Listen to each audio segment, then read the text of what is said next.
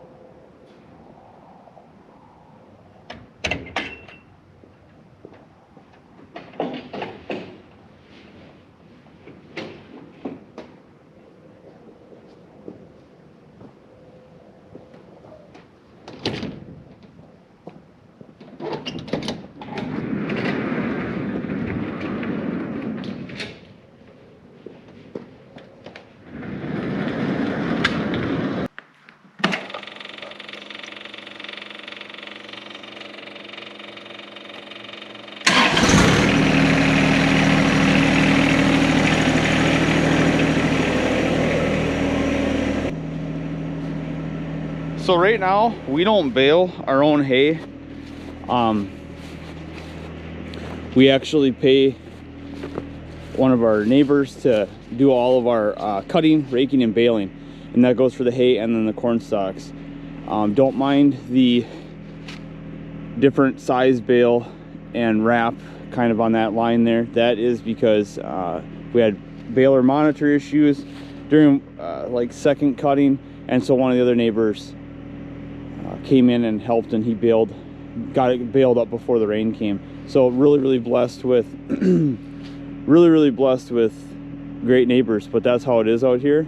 You know, one neighbor helping one neighbor helping another neighbor, just to make sure that we got the hay in and it didn't get rained on and everything else. So but we don't do that. We pay him. He gives us a price that I cannot argue with, and it works out for us. I have to go pick the bales up from the field and bring them in. He will deliver. He has delivered. He delivered those corn stalks, but for the most part I run and pick the bales up out of the field.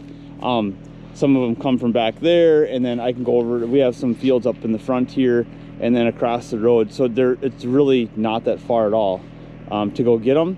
But so he cuts it, rakes it, bales it for me, and then I just get it all stacked up. So and then there has been a few times where I've needed delivery and he's helped me out there too. So really it's working out as far as the cost of hay. Works out for us for time, labor, so I can't complain. We'll see how long that lasts. I hope it lasts for quite some time.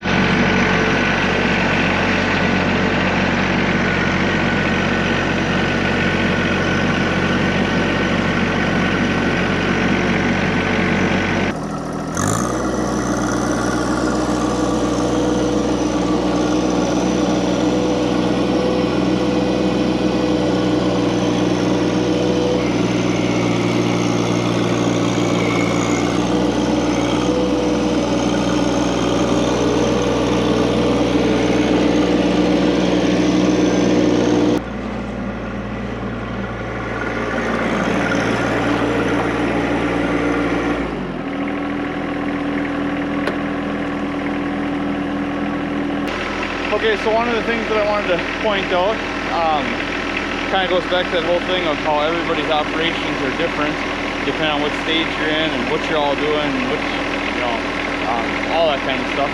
It's all different from farm to farm. But I would normally never use this thing for moving ground bales. This 1025, this is a small tractor. You can see it's ballast in the back. but it's not meant for moving around bales. Can it do it in a pinch? Yes. The guy that I have baling my neighbor that bales our hay, he knows that I have this size of a tractor, and so he baled these bales a little bit on the lighter side, so that way if I need to use this tractor, it's possible. So this would be like our backup, and that's actually what's happening right now with our backup. Because the 706, the carburetor is out for rebuild, and that's normally what I use to move the bales. So you can see this thing will do it, but these bales are lighter than what a lot of people would have round bales made at. It's just so this thing can lift them and move them. As you can see, where I picked it and moved it, it's on flat ground. We're not climbing any hills. We're not doing anything like that. And so don't do what I do, I guess, is what I'll say.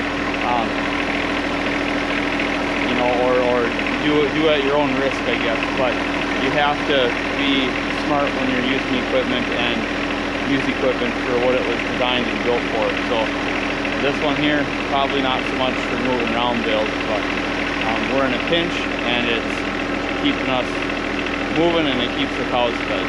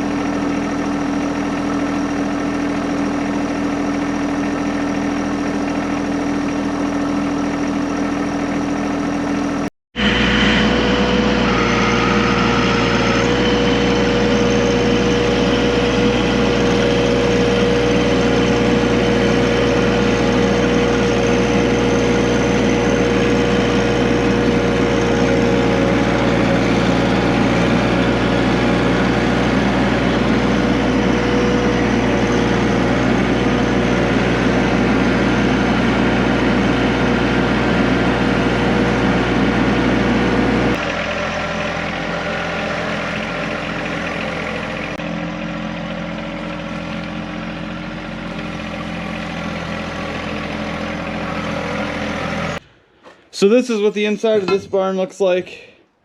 We just threw the round bale in here, or the cornstalk bale in here, and then the cows will spread that around. Try to get this a little bit freshened up, and hopefully it kind of starts drying out. But we just converted this. We cut a hole in the back wall. This barn was leaning really bad, so we put it back up on the foundation, got it bolted down, and it's probably 100 years old. According to neighbors who've lived here all their lives, and we're just hoping to get a year or two, hopefully no more, out of it. This place has overwintered cattle, but it was many years ago, and it was not in this barn. This barn was actually set up for hogs. You can see there's some old sunlight's probably getting there right there, but there's some old doors here on the side. These headlocks are kind of blocking this one. But old doors on the side here, they raised hogs in here, to the best of my knowledge, and then it's sat empty just as storage for many years. But being that this has an overwintered cattle, we needed shelter, and we thought this thing has stood for 100 years, it can stand for a few more. And so we opened up the sidewall like that, and then we got this all bedded down, and it's just a way for these girls to get out of the weather. So we'll see how it goes. Is it ideal? No, but this is all about making stuff work that you already got.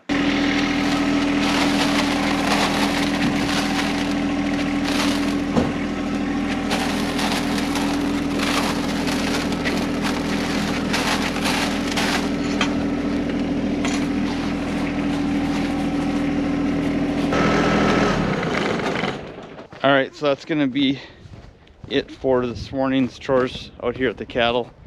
I got everybody fresh bale hay, corn, and then we got that barn rebedded, and did that while everything is still kind of locked up here. You can see the frost on the ground, so kept the mud down and everything.